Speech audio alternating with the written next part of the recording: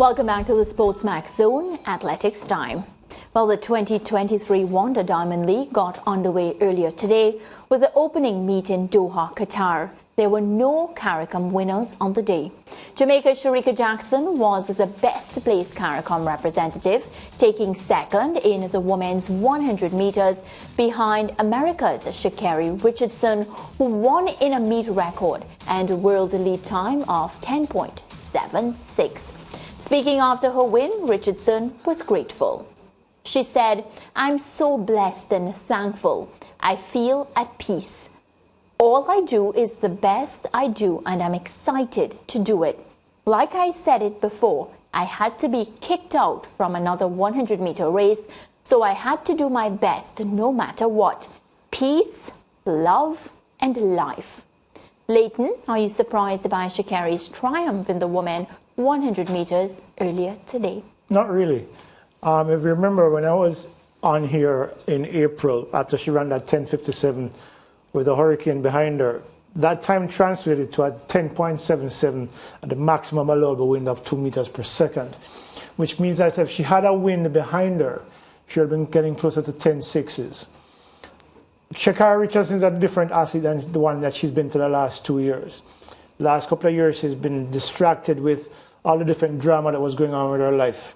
I think she's finally found some kind of, as you said, peace. Peace, I was thinking that. Right? She's calmer. There's not a lot of that flashiness before. She's still an interesting personality. She's focused. Yeah, but she's focused now. And what you saw, because she's never stopped being fast, what she was distracted. Now that she's focused, she's going to be a danger to everybody. I know there are a lot of people out there who scoff at her abilities, but you don't run 10.75 in your first year in college out of high school, and people you think that you're not talented. That's still the world under 20 record, by the way.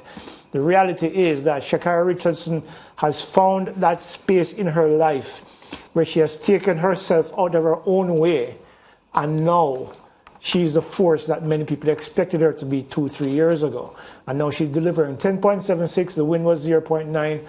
Beating Shericka Jackson, who just ran 10.82 last week in the National Stadium, tells you that she's right now on her upward trajectory, and I expect her to continue running fast, if not faster, during the course of the season. Yeah, and let's talk about the record that she broke earlier today, of the meet record.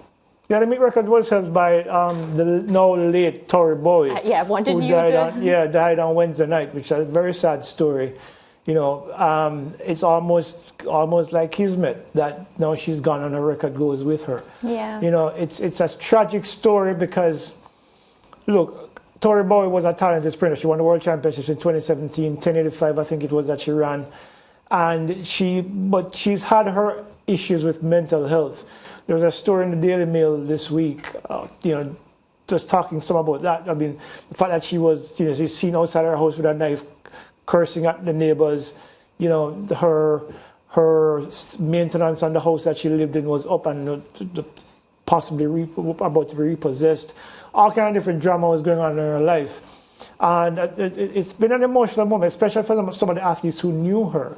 Because like John Drummond, for example, former U.S. sprinter, said that Adidas and U.S. track and field have blood on their hands to suggest that maybe they didn't do enough to help to protect her from herself during the times when she is struggling.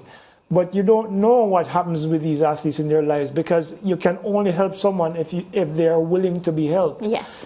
So it's unfortunate for her that she would have died. She's only 32 years old. I remember interviewing her after she won the World Championship in 2017.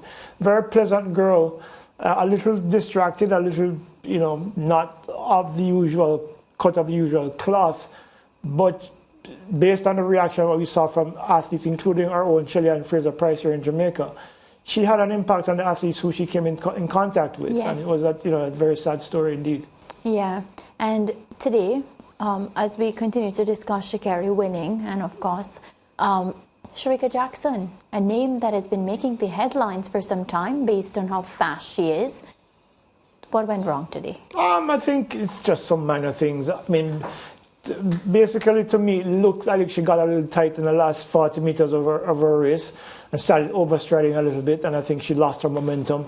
Sha'Carri, on the other hand, was more relaxed and held her form a lot better. She was a lot cleaner over that last 30 meters and then surge through to win. So, I mean, I don't think Shericka has much to worry about.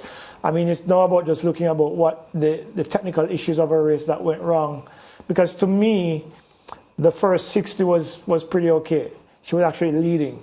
And then the last 40 wasn't so great, and I think that's where she lost the race. But I don't think she has much to worry about. I think what we've seen from Shericka Jackson this year, her fastest opener last couple of weeks ago, 10:82, 10:85 today, suggests that she's still within that wheelhouse of where she wants to be for this part of the season. I was expecting her to run maybe 10:78 today. Yes. But even if she had run 10:78, she still would have lost. So, you know, I don't think there's much for her to worry about because, look, it's a long season.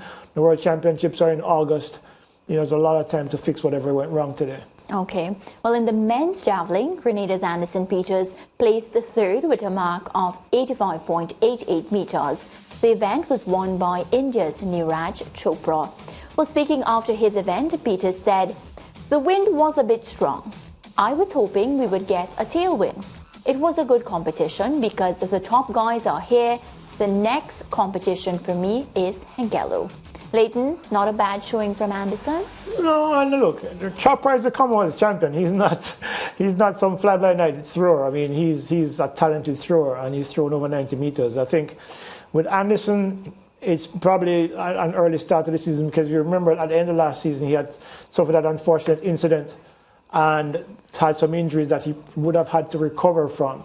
So maybe that impacted the time when he actually started to train again, which would probably impact his performance today. Yes. You know, I think Anderson's going to rebound and he will rebound strong again. As I said before, the key event this year happens in August. 85 meters today, 88 today is not a bad way to start your season. And I think we've seen from him the ability to throw well over 90 meters. And there's no reason to believe why he won't do that again this year. All right, well, we heard it from the track and field man himself. These Caribbean athletes, they have no reason to worry. There's a lot of time still. We go to break. We'll be right back.